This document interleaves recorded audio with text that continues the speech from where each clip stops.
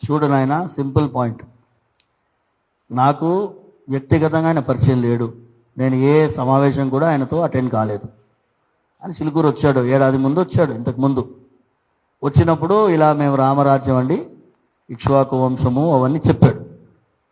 సంతోషమయ్యా, ఇది చిన్న విషయం కాదు, పెద్దది, ఇంకో రోజు కలుద్దాం, మాట్లాడదాం అని చెప్పాను.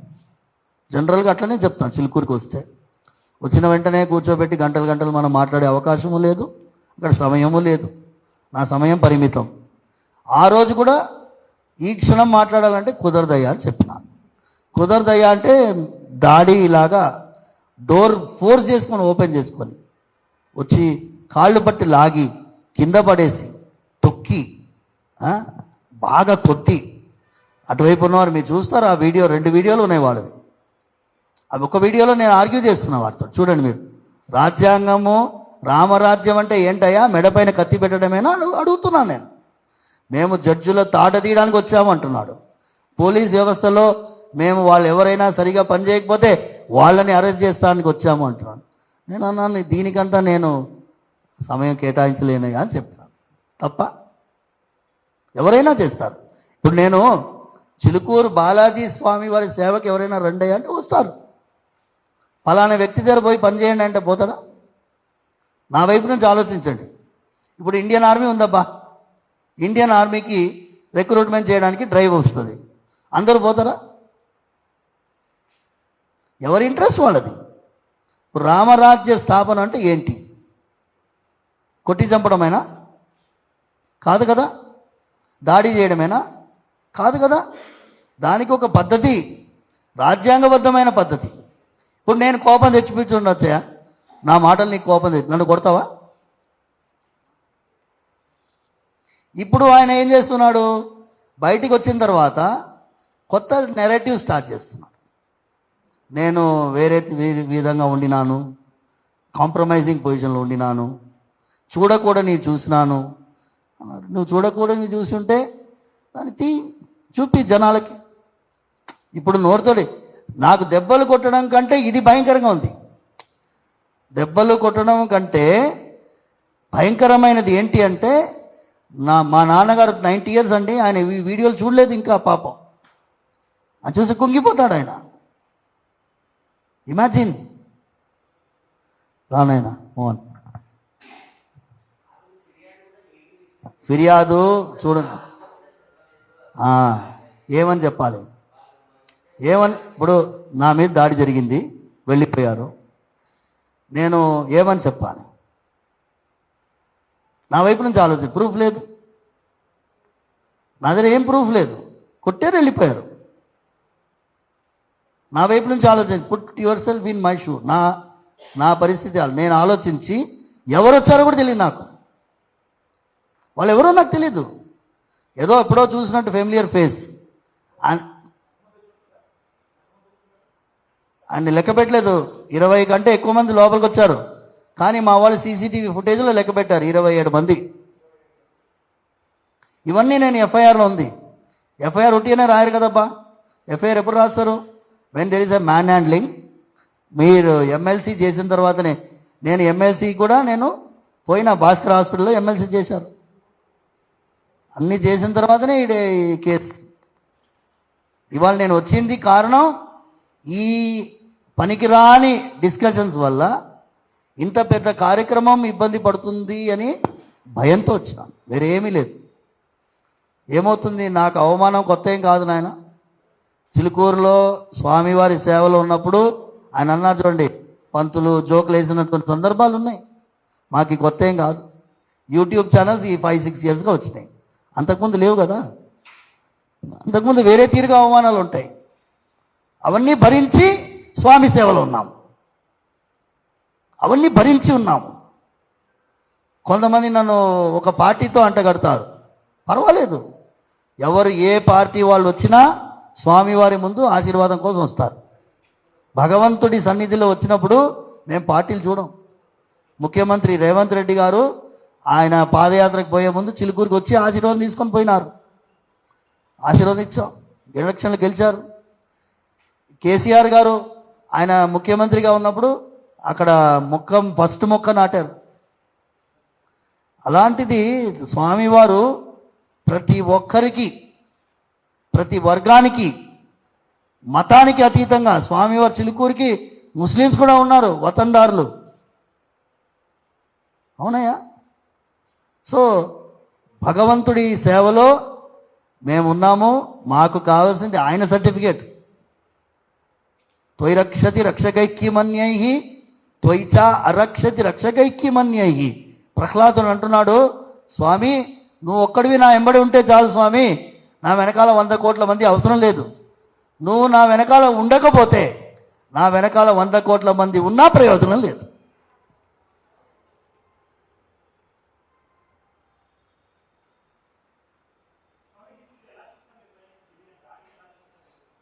నాకే అర్థం కావట్లేదు.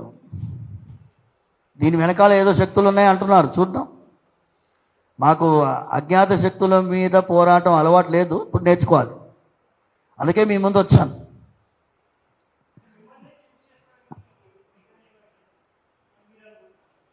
నాకు తెలియట్లేదు. నేనేమో డెఫినెట్గా మనం ఈ రాజ్యాంగబద్ధమైన అధికారం కొన్ని విషయాల్లో నచ్చని వాళ్ళు కొంతమంది ఉన్నారు, డెఫినెట్గా ఉన్నారు.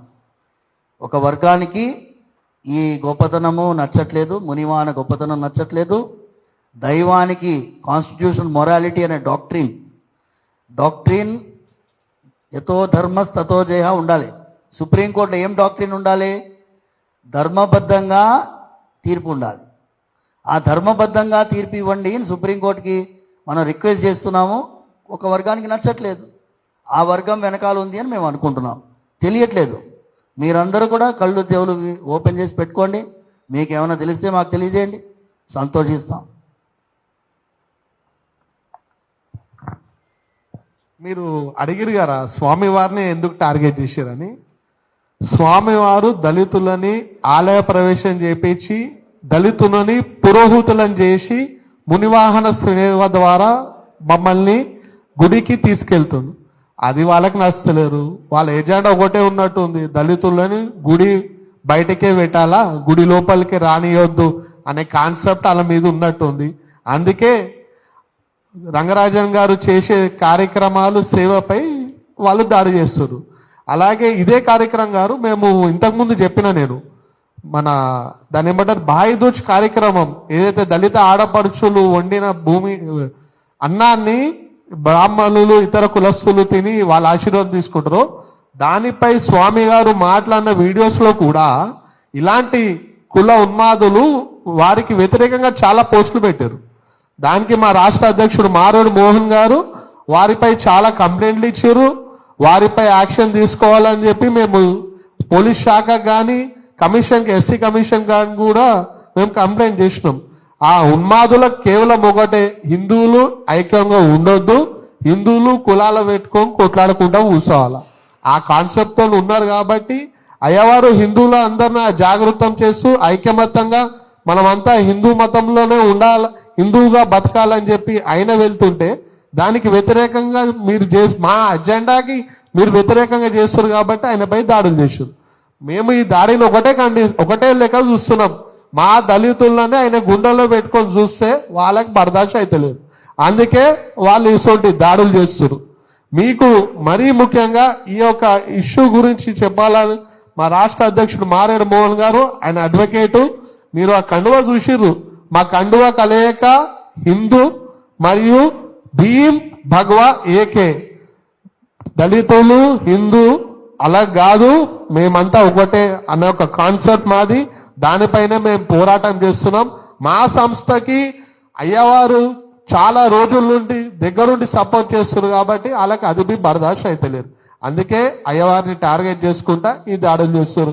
వాళ్ళకి ఒకటే చెప్తున్నాం, అయ్యవారు మాకు రాజ్యాంగం ప్రకారం మనం మోరాం కాబట్టి మేము వాళ్ళకి చాలా సాఫ్ట్ గా చెప్తున్నాం.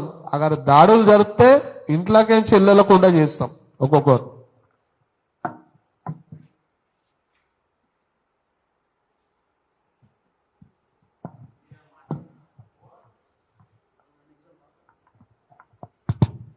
అందరికీ జై భీమ్. అయితే ఈ యొక్క స్వామివారు పెట్టినటువంటి ఈ యొక్క ప్రెస్ మీట్ కి సంబంధించి నేను కూడా ఇంతకు ముందుకు ఆ వీరరాఘవరెడ్డి స్వామివారి పైన చేసినటువంటి దాడికి సంబంధించినటువంటి అంశంలో ఆ వీడియోలు కూడా కొంత ఫాలో అప్ ఉన్నాను. ఆయన బెయిల్ తర్వాత బెయిల్ తీసుకొని బయటకు వచ్చిన తర్వాత ఒకటి రెండు ఇంటర్వ్యూలలో కూడా యూట్యూబ్ ఛానల్స్ మరియు నాన్ శాటిలైట్ ఛానల్స్లో ఇంటర్వ్యూలలో కూడా పాల్గొన్నది చూసినాను.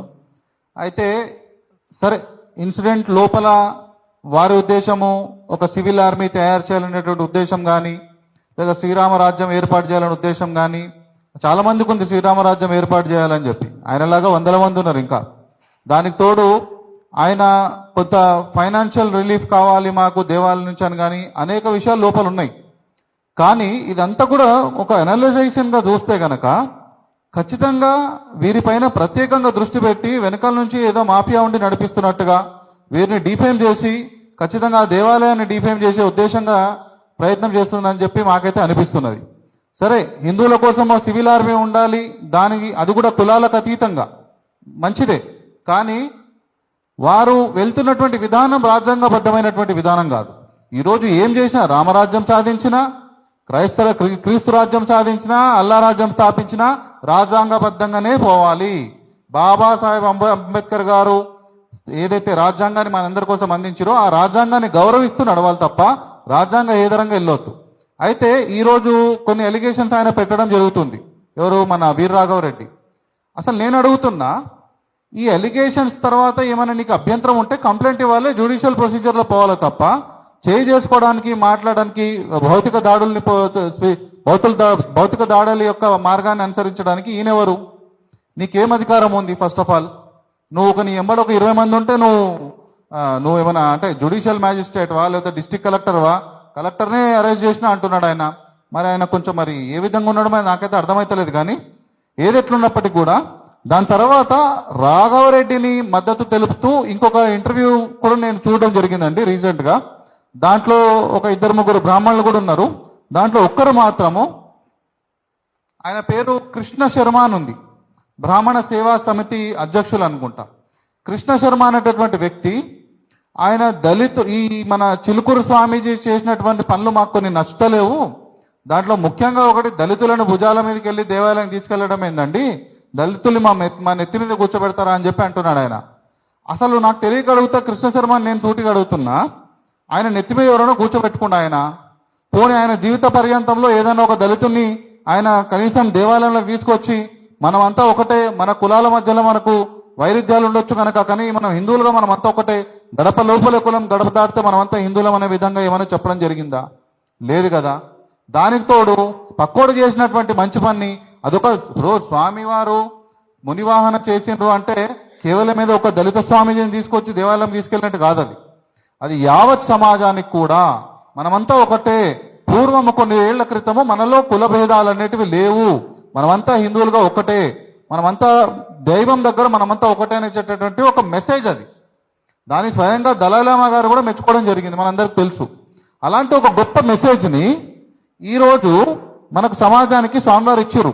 ఉస్మానియా యూనివర్సిటీలో మేము ఏర్పాటు చేసినటువంటి ఒక మీటింగ్లో మేము ఛాలెంజ్ ఇస్తున్నాం స్వామీజీకి, స్వామి మీరు మాటలు మాట్లాడుతున్నారు కానీ ఇప్పటికీ దేవాలయాలలో మా జాతి వాళ్ళని ఇప్పటికి కూడా దేవాలయాల్లో చాలా చోట్ల రానివ్వట్లేదు, మాటలు కాదు చేతలు ఏం చేసి చూపిస్తారు చెప్పండి అని చెప్తే, స్వామీజీ నేను మాట్లాడాను చేసి చూపిస్తాను చెప్పి చేసి చూపించి ఒక గొప్ప సందేశాన్ని ఇవ్వడం జరిగింది. ఇప్పుడు ఇది ఈ యొక్క అంశం నచ్చకనే వెనుకలో ఒక కుట్రగా ఏర్పాటు చేసుకొని మీరు ఈ విధంగా దళితులను ముందు తీసుకురావడం కరెక్ట్ కాదనే ఉద్దేశంతో ఇదంతా చేస్తున్నారని చెప్పి మేము భావిస్తున్నాం. దానికి ఉదాహరణే ఈ యొక్క బ్రాహ్మణ సేవా సమితికి సంబంధించినటువంటి వ్యక్తి కృష్ణ శర్మ అనేటువంటి వ్యక్తి ఆయన మాట్లాడినటువంటి స్టేట్మెంట్. నా దగ్గర వీడియో కూడా ఉంది, నేను తొందరలో అతనిపైన కూడా కంప్లైంట్ ఫైల్ చేద్దామని దానికి కూడా సిద్ధం అవుతున్నాం. దాని పక్కనే ఇతర బ్రాహ్మణులు అంటున్నారు, లేదండి మీరు అనేది కరెక్ట్ కాదు, ఈరోజు మనమంతా ఒకటే హిందువులుగా మనం అందరం కలిసి ఉండాలి, దళితులను మనం దూరం చేసుకొని రామరాజ్యం స్థాపించాలని చెప్తున్నా కూడా మూర్ఖంగా మాట్లాడుతున్నారు. అంటే వీళ్ళంతా ఒక కోటరీ ఉన్నట్టుంది వీళ్ళందరిది కూడా. ఈ వీరరాఘవరెడ్డి, ఆ కృష్ణ శర్మ, వెనకాల ఇంకెవరెవరు ఉన్నారో మహానుభావులు అందరూ కూడా దేశాన్ని నాశనం పట్టించేటోళ్ళు. వీళ్ళందరి పని కూడా చేస్తాం ఖచ్చితంగా. తప్పెవరిదనేది రాజ్యాంగం end of the day court తేలుస్తుంది, అది వచ్చినాడు ఖచ్చితంగా తప్పెవరిదనే శిక్ష అర్హులే. కానీ రాజ్యాంగాన్ని అనుసరించి చట్టాన్ని చేతుల్లో తీసుకునే అర్హత మాత్రం ఆయనకు లేదు, వీరరాఘవరెడ్డికి లేదు. ఈ విషయంలో ఈ యొక్క సమాజానికి ఒక మార్పుకు దిశగా మనం ప్రయత్నం చేస్తున్నట్టు ఇందాక సోదరుడు అరవింద్ చెప్పినట్టు, దీంతో పాటు భాయిదూజ్ అనే కార్యక్రమం నార్త్ ఇండియాలో జరుగుతుంది. దాన్ని మేము ఇక్కడ ప్రతి ఏటా కూడా భగిని హస్త భోజనం అనే పేరుతోటి ఒక దళిత వాడల్లో దళిత స్త్రీమూర్తులు ఉండేటటువంటి భోజనాన్ని ఒక సోదరులుగా, ఒక అన్నదమ్ములుగా బ్రాహ్మణులు మరియు మిగతా అగ్రవర్ణాలు అందరూ కూడా దళితవాడకి వెళ్ళి వాళ్ళ చేతి భోజనాన్ని తిని వాళ్ళని ఆశీర్వదించి మీరు కూడా మా చెల్లెలే అనేటటువంటి ఒక సందేశాన్ని ఇస్తున్నటువంటి కార్యక్రమంలో ముఖ్య పాత్ర పోషిస్తారు మన స్వామివారు. మరి ఇలాంటి సామాజిక సంస్కరణ దిశగా పోతున్నటువంటి ఒక ఉద్యమాన్ని తొక్కేయాలనో లేదంటే ఆ వ్యక్తినే తొక్కేయాలని చెప్పి మరి ఏ విధంగా జరుగుతుందో మొత్తం మీద కుట్ర అయితే జరుగుతుంది. ఖచ్చితంగా ఈ విషయాలు మేము స్వామివారికి అండగా నిలబడడానికి సిద్ధంగా ఉన్నాం. వీరరాఘవరెడ్డి పైన కూడా ఖచ్చితంగా ఆయన పైన కూడా ఈ రోజు పోలీస్ స్టేషన్లో కేసులు వేయడం జరిగింది చాలా చోట్ల. ఆ కేసుల విషయంలో కూడా ఆయన ఏదో ఆర్గ్యుమెంట్ చెప్పుకుంటున్నాడు, బాగానే ఉంది. కానీ చట్టం అనేది ఒకటి ఉంది, ఆయనకు తెలిసినవి ఒకటే కాదు ఇంకా చాలా ఉంటాయి. వాటన్నిటిని కూడా దాటాల్సి వస్తుంది. ఇష్టం వచ్చినట్టు పోయి నలుగురు వెంబడేసుకుని పోయి రామరాజ్యం అంటే చూసుకుంటే వాడు ఊకోడు. కాబట్టి ఈ విషయంలో మేము కూడా స్వామీజీకి అండదండలు ఉండడానికి ఎల్లవేళ సిద్ధం ఉన్నామని చెప్పి తెలియజేస్తూ పత్రికాముఖంగా అందరికీ కూడా ధన్యవాదాలు.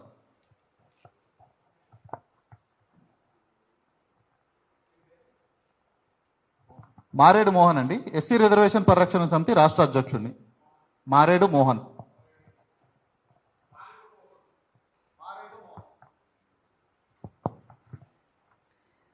ఆఖరిలో చిలుకూరు వెంకటేశ్వర స్వామి వారి వైభవాన్ని,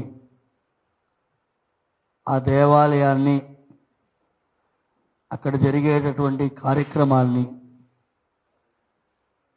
విమర్శించి దేవాలయానికి వ్యవస్థకి చెడ్డ పేరు తీసుకొచ్చే ప్రయత్నం ఎవరు చేసినా ఉపేక్షించేది లేదు.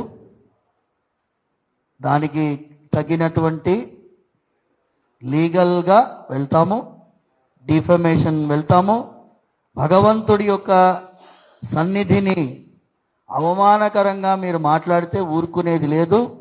క్రిమినల్ డిఫమేషన్ ఉంటుంది, సివిల్ డిఫమేషన్ ఉంటుంది. యూట్యూబ్ ఛానల్స్ అన్నిటికీ కూడా నేను ప్రార్థిస్తున్నా, మీరంటే అభిమానం, ప్రేమ, వాత్సల్యం ఉన్నది. కానీ దాన్ని ఇలాంటి వాళ్ళని ఇంటర్వ్యూ చేసి దాన్ని పోగొట్టుకోవద్దు అని మనస్ఫూర్తిగా ప్రార్థిస్తున్నా. ఎందుకంటే అది ఒక అద్భుతమైన మాధ్యమం. ఆ మాధ్యమాన్ని దుర్వినియోగపరిస్తే మాత్రం సమాజానికి నష్టం. సమాజానికి ఉపయోగకరంగా మాధ్యమాన్ని వాడాలి. సమాజానికి దురుపయోగకరంగా మాధ్యమాన్ని వాడవద్దు అని యూట్యూబ్ ఛానల్ వాళ్ళందరినీ కూడా భక్తిపూర్వకంగా ప్రాధేయపడుతున్నాను. ఎందుకంటే ఏదైనా లీగల్ చర్యలు తీసుకోవడానికి వెనకాడబోము కాబట్టి ఇప్పుడు ముందే హెచ్చరిస్తున్నా, మీరు ఏదైనా కనుక ఇంటర్వ్యూ ఆయనది మళ్ళీ వేస్తే డిఫేమింగ్, మా మీద క్యారెక్టర్ అసాసినేషన్ చేస్తున్నా, దేవాలయ వ్యవస్థని డిఫేమ్ చేస్తున్నా ఉపేక్షించే ప్రసక్తే లేదు. ఇన్ని రోజులు సైలెంట్గా ఉన్నాను. ఎందుకు ఉన్నాను అంటే సమాజంలో మంచి మార్గంలో ప్రయాణించేటటువంటి వాళ్ళు చాలామంది ఉన్నారు. కానీ ఇలాంటి ఒక విషయాన్ని దుష్పరిణామాలు తీసుకెళ్తే మాత్రం పరస్పరం హింసకి దావ ఇస్తుంది. కాబట్టి ఇన్ని రోజులు ఉపేక్షించినా ఇక ఉపేక్షించే ప్రసక్తి లేదు. మీ అందరికీ కూడా సభాముఖంగా కృతజ్ఞతాపూర్వకమైన నమస్కారం. ఈ ఎండాకాలంలో కూడా మా పాత్రికేయ సమావేశాన్ని మీరందరూ ఇంతమంది వచ్చి మమ్మల్ని విన్నందుకు దయచేసి మీ అందరూ కూడా చిలుకూరు బాలాజీ ఆశీర్వాదం బలంగా ఉండాలని మనస్ఫూర్తిగా ప్రార్థిస్తున్నా. సర్వే